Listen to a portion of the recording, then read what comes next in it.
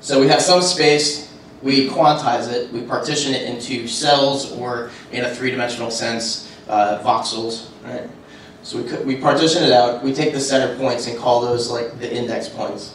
And then we draw a curve through it, and now we can reference this 2 or 3D data with a single index. And that's really useful. I'll explain a little bit why that's so useful in a second. One great thing about space-filling curves is that they preserve locality. So points that are near each other in the two-dimensional space actually tend to be near each other in the index space.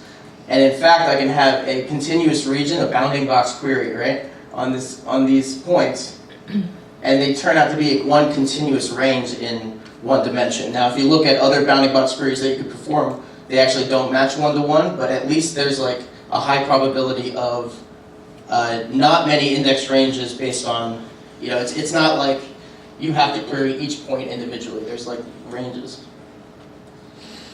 So GeoMesa is a LocationTech project that I kind of view like this. So it's geospatially enabling the database accumulo, and you access it through GeoServer. So you can execute like CQL, Common Query Language, against it. And then GeoServer exposes all sorts of interfaces, OGC standards into data. So it provides that capability. And they index feature data with a Z-curve. Now, a big difference between the GeoJenny, like storing of a static index, and the Z-curve implementation is the Z-curve is mathematical. So there's some parameterization of the configuration of the Z-curve, and then you sort of produce it at a mathematical level. So there's no reading an index file, which produces some more I/O, and so you have to worry about where to store the index file. So it's purely at query time. There's just a decomposition and then a query. They also introduced this XZ index recently. If you're interested in what that is, talk to me after. I have a vague notion, so I can kind of fake my way through explaining it, but I'm not going to do that right now. And then GeoWave is another location project, and you can kind of look at GeoWave as geospatially enabling accumulo and accessing it through GeoServer, which sounds very similar, and it is. It's sort of a case of parallel invention. So somebody was somewhere doing something, and they didn't talk to the other people that were doing the thing, and then they were like, let's open source our frameworks, and it kind of went bang bang. So there are differences, like one's written in Scala, one's written in Java, and another big difference is that GeoWave uses the Hilbert Curve, right? So they actually researched various properties such as compactness in space-filling curves and decided to use the Hilbert Curve. So we're actually right now performing a comparative analysis between the two projects to recommend ways forward in collaborating and determine like performance on use cases. And we're finding, I mean, I don't want to talk about results yet because we're not done, but we're finding that the Hilbert Curve actually takes longer to compute, but does provide a more like compact set of ranges. So where that actually wins in performance tests is something that we're trying to figure out. So there's this idea of range decomposition, which has to happen at query time. So we have a bounding box query, and we need to turn that into a set of index ranges, and this is basically it, right? So we have a bounding box, and these are all the points that we capture, and then it turns into 3 one-dimensional index ranges. So I want to query the database for this. Well, accumulo, something like accumulo, doesn't have a 2-dimensional indexing mechanism, so we have to use a 1-dimensional sorted indexing mechanism, and then that's how we do it. We just query for those 3 things, bring back the results, and those are all the points in that bounding box. And so it works very well most of the time. You get into cases where you can see that we have 4 captured points that are contiguous in the 1-dimensional space 2 times, but then most of it are just, well, actually that's not true. That's not what this graph shows at all. I think this is actually showing just different resolutions of, so the larger boxes are like the 1 tier of resolution of the Spacefilling curve index, and then there's the smaller boxes. But pretend that yeah, anyway, you can have ranges that look like that, where you only have you're only actually touching one index, so you have to, like, one of the ranges is just that single index, and that's the worst case, right? It's just there. Yep. So with the Hadoop case, you mentioned how the index interacts with the sharding scheme. Do you have the spacefilling curves? You haven't talked about how that plays out in the shards. Right. I have a problem now jumping around to the microphone. Can you please do it at the end and you Yeah. use the microphone? I'm not exactly sure what you're asking, but let's wait until the end and I'll get to that. Just for practical reasons. Thank you. Okay, so, yeah, sorry, I wanted to answer that. So there's this thing about false positives with this, because you're doing it at a specific spatial resolution. So if I have my orange box is the bounding box that I'm querying, and that red polygon actually intersects that cell, so it's going to be returned, but that actually doesn't fit that query. So there is some secondary filtering that has to happen, and if you do that on the tablet servers, on the like data nodes, it actually turns out to be very fast. And then the project I work for, or work on, is Geo Trellis, and you can think of Geo Trellis as geospatially enabling Scala, so we have a lot of like various GeoJSON readers and writers, and GeoTIFF readers and writers, and then also doing rasters on top of Spark, so enabling like Spark, the sparkification of large tile sets on various backends like Hadoop, S3, and Accumulo. We have Cassandra and HBase support that's not yet released. And so our world is just thinking of large rasters as tiles. So you can imagine like, well, you won't have to imagine, I'll show it in a second.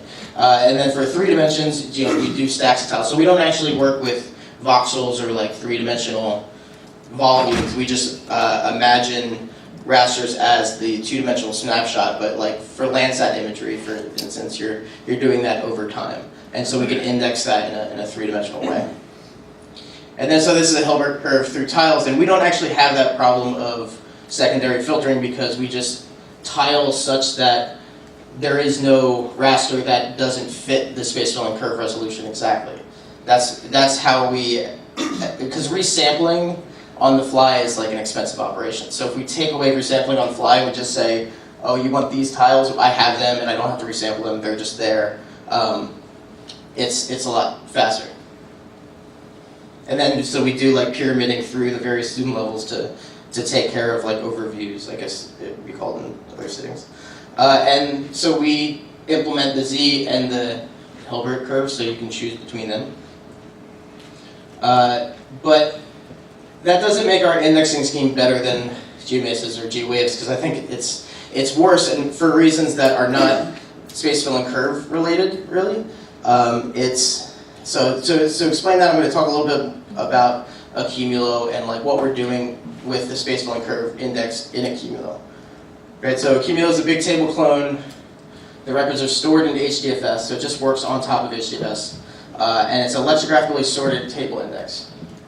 So it has these various tablet servers, and all the tablet servers know like where their splits are and where their data is. So the data distribution, it's just a columnar database, and the data distribution looks like this. So if I just query for row C and all of its columns, all it has to do is hit that one tablet server, which is great because it groups all of them together, but also you can experience hotspotting if you're, say row C was like all of Orlando and all of our users were just pounding Orlando with requests, then you're only using 1 of 4 tablet servers. So there's ways around that, like partitioning or sharding, whatever you want to call it. So if we look at the accumulo layout of the key value store, we can kind of derive a little bit of information about like how we use the spacefilling curve and what else is going on there. So ignoring the column family and column qualifier, which is accumulo specific, we kind of like just look at the row ID. And you see Geo Trellis is just using the spacefilling curve index, where GeoMesa and GeoWave have these other things, right? So there's like the UUIDs of the simple feature, but also GeoMesa bins by the week, and also GeoWave has a tier and a bin. So actually there's this slide doesn't show this, but there's a partition ID also that is optionally appended to the index. This might be answering your question a little bit. Actually, it's called a split ID in GeoMesa. So this is the part of the index that is not really space-filling curves, but plays a part in it. So we'll talk about that now. So tiered indexing. So GeoWave has this idea of tiers, and so this solves a specific problem, right? So if I have a space-filling curve that has a specific resolution, and I have a large polygon that's being indexed by that space-filling curve, this is actually going to hit 66 indices. So it's going to have to be replicated 66 times, and that's not good. We don't want that. So what GeoMesa has is what's called tiered indexing, where they have various tiers. They're basically zoom levels of space-filling curve indices, and based on the simple feature size, it would go in one tier or the other, and then they just query each tier in parallel for each query. And that XZ index that GeoMesa just released solves this problem as well, in a very similar manner, but more of a complicated algorithm. And then there's this idea of periodicity. So if you have a temporal dimension, that doesn't really have a good start time, or start and end, right? So the map has, you can say, okay, the date line is like where we're saying 0 and the end. But there's unbounded dimensions like time. So periodicity just says we're going to like bin these by year, and then we're going to draw space-filling curves in each of the years, and that's how it's sort of like shards over the years. So you would query each year in parallel for any sort of temporal query that hit those years. And so GeoMesa does a similar binning. It's specifically to week right now. It's not configurable. And GeoWave allows for arbitrary binning on any dimension. It's also an n-dimensional index. Like GeoMesa, both GeoMesa and Geo Trellis target 2D and 3D, where GeoWave is specifically designed to be generalized to n dimensions. All right, so yes, just to review the spatial indexing for GeoJenny as the spatial index stored per file on HDFS. Geo Trellis uses Z-order and Hilbert. GeoMesa Z-order bin per week for spatial temporal, and does sharding automatically for 4 shards, I believe. And then GeoWave n-dimensional Hilbert with arbitrary binning and tiered indexing. Great. So one thing we're doing to try to collaborate on this stuff, because this is like, space-filling curves are a really important part of enabling databases with spatial capabilities. So at LocationTech we started a project called SF Curve. Currently GeoMesa depends on it, but it's more of a discussion point for a lot of us to talk about these problems with space-filling curves and how do we best do space-filling curves on the JVM. And then how do we access this data now that we have these bounding box queries? Like, we got to know how they happen. With GeoMesa and GeoWave, we do CQL queries, the common query language, and throw those at GeoServer. And then so there's a GeoServer plugin for GeoMesa and GeoWave that allows you to access those data sets through GeoServer and backed by GeoTools. So Geo Trellis, we mainly deal with like the sort of ZXY tile schemes and just pure RDD functions and build endpoints. But we have actually done integration work with raster and vector data to GeoWave and vector data to GeoMesa. So you could do analytics in Geo Trellis, save off your results in GeoWave, and then view them through GeoServer. And then so in the future with LocationTech and these projects, we're trying to figure out how GeoMesa and GeoWave can come together and collaborate, and all of us basically like collaborate on this tooling. And this SF Curve project is sort of a start of that. So that's it. Thanks.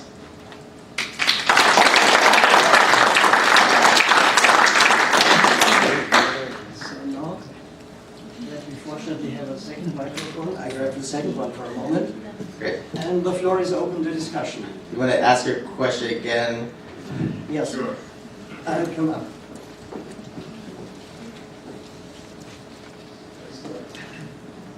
Yeah, so Trying to think if I am understanding enough to even ask the question right. But the part that I was missing was the impact on sharding on the, when you have a space-filling curve, is that index right at the front? Are you putting that index on every shard? It's actually on the back. So if we have a bounding box query, if you just use the space-filling curve, those things are probably going to be really near each other, which is great in some applications, but bad in others. You actually want the range query. So the range decomposition is an important thing, right? Because if we throw individual like equals queries at accumulo and end them together for every single point, then that's really bad. So the fact that we can phrase them in these range queries is good, right? Because accumulo likes these longer range queries. But if we don't do this sharding, then those range queries are probably going to end up all on one tablet server, and then you have one server doing all the work. So if you prefix that by like a hash, right? Now it's like that one range that accumulo has to digest or like query, but it's spreading the work across tablet servers because it knows how to and it knows how to get at those. I might be a little bit wrong in this actually, now that I come to think about it. So Yeah, no, that's the. Or at the back of the row. No, I'm sorry. So it generates those